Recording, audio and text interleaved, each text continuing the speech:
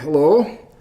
Welcome to the current version, 2021, of Firearms Friday at the Wyoming State Museum here in Cheyenne. My name's Evan Green. I've been a volunteer at the museum for 6 or 7 years, and for the last 3 have been working with the staff to update the inventory of firearms in the permanent collection and doing some research on the history behind some of those guns. It's exciting, it's fun, it's really neat.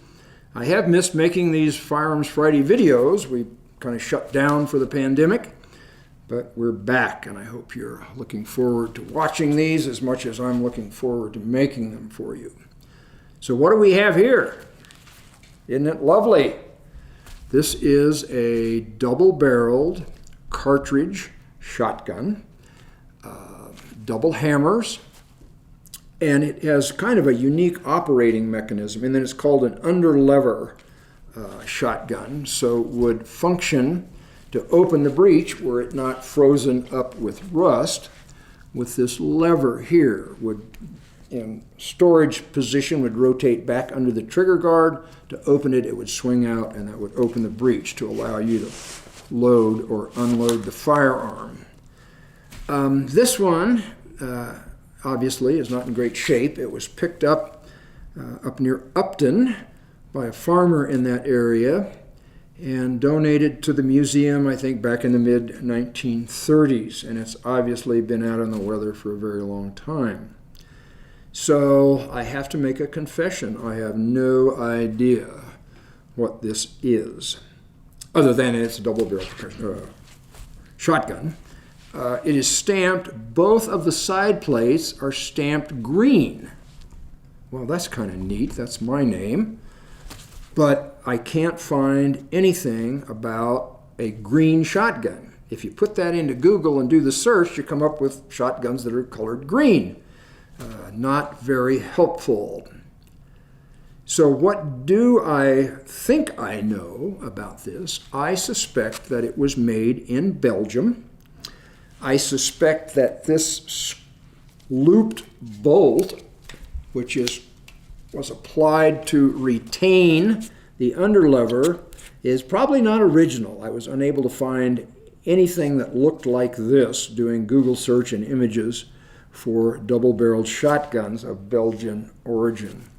You'll also note that it's got a really nice repair here on the stock where it has been damaged or broken at the wrist and wrapped with, I think that might be copper wire on this one. It's also missing the wedge that would have held the fore end to the barrels, and it's been replaced just with a loop of wire. It's also pretty apparent that the muzzles, the barrel has been cut off. Most of these came in either 30 or 32 inches, and I think this one's 28 as it stands. But I was just flummoxed. I could not find anything reliable about what a green shotgun was in this configuration and in this age. Now, there was a company that made fairly high-quality shotguns called Greener, and it was not unknown for Belgian makers in this era to put a name on their gun that would indicate it might be of higher quality. Kind of interesting as I did the research and tried to look into this, that shotgun aficionados, particularly those who are infatuated by double-barreled shotguns, tend to be a little bit on the snobbish side maybe, and they have a term for these Belgian shotguns, which were imported into the United States literally by the hundreds of thousands toward the end of the 19th century and the early years of the 20th century. They call them JABCs, just another Belgian clunker. And this one certainly would fit that definition. Most of these shotguns were made with Damascus barrels, and those barrels were formed by twisting strips of steel around a mandrel. Consequently, there were many small areas where corrosion could possibly get inside of the barrel from the surface in and not be immediately visible or noticeable. So you might not know that your barrel was compromised until you pulled the trigger and the thing blew up. The other thing that is unique about these older shotguns is that the chambers were often not the same length as what would now be standard in American shotguns, starting with about, 2 3/4 inch shotgun shells. So the thing about a 2 3/4 inch shotgun shell is that it would probably chamber in this old gun, but if it were fired, there would not be that additional room that was available in a modern gun for that shotgun shell to open up and release the shots and the wads. So that's another way you could blow one of these up. And almost universally, when you encounter questions and comments on these old Belgian guns, is make it a wall hanger. Make sure that nobody ever shoots the dang thing. So anyway, we have others, as it turns out, of this same kind of style of underlever shotgun in the collection. And we're going to take a short break here and pull a couple of those up for your viewing enjoyment. Okay, now we're looking at another Belgian shotgun. This one, because you can remove the barrels from the action and access the underside of the barrels and the top of the action, which for some reason is called the water table. I don't know where that came from. But this is another Belgian underlever shotgun, and it operates a little bit differently in that the opening lever extends out in front here instead of wrapping back under the trigger guard. And this is also a Damascus barreled shotgun. It's missing its hammers, obviously, which would have been useful if you wanted to shoot the darn thing, but maybe somebody took them off so that you definitely would not, because it would not be safe to fire one of these old Damascus barreled shotguns with modern ammunition for several reasons. The Damascus barrel can corrode, and the shotgun shells are not correctly sized for the chamber of these older firearms. So this one's kind of interesting. And we mentioned earlier about the shotgun that said green on the side and thought that might have been somebody trying to convince the unwary that it was in fact a greener shotgun. This one is marked W. Richards.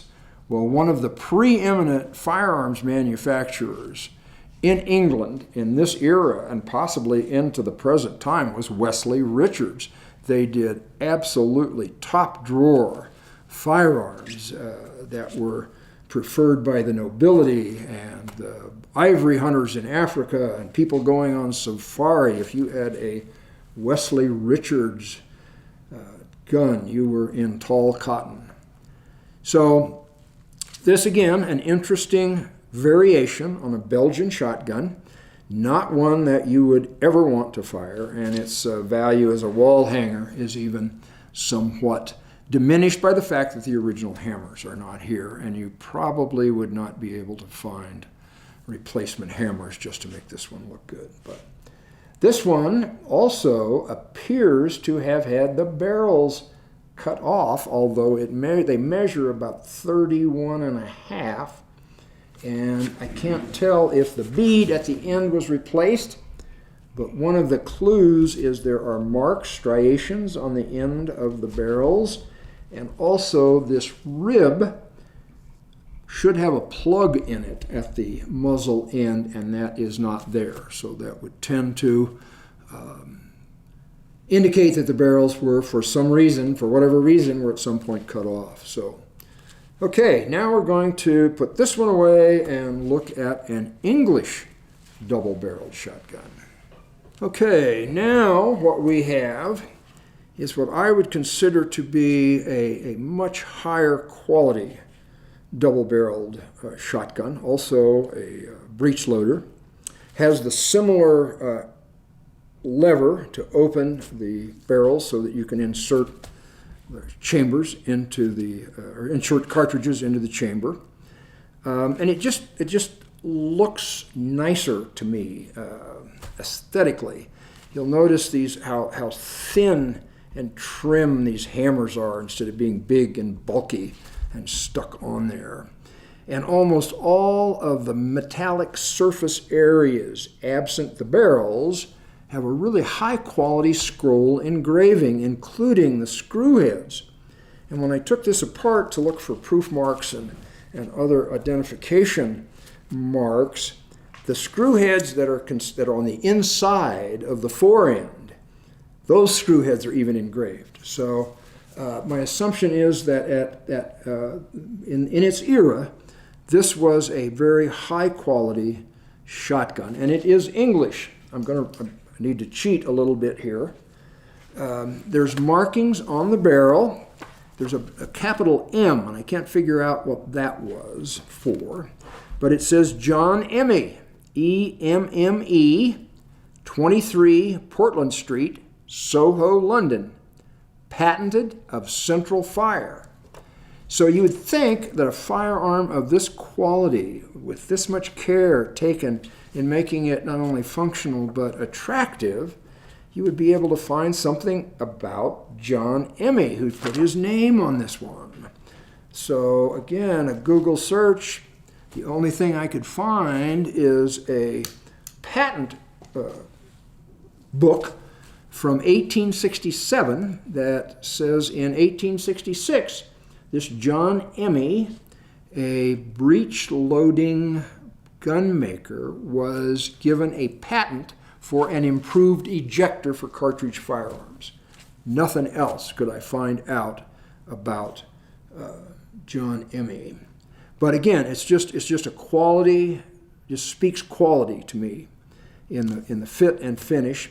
And unfortunately, it has this same repair area on the wrist of the stock.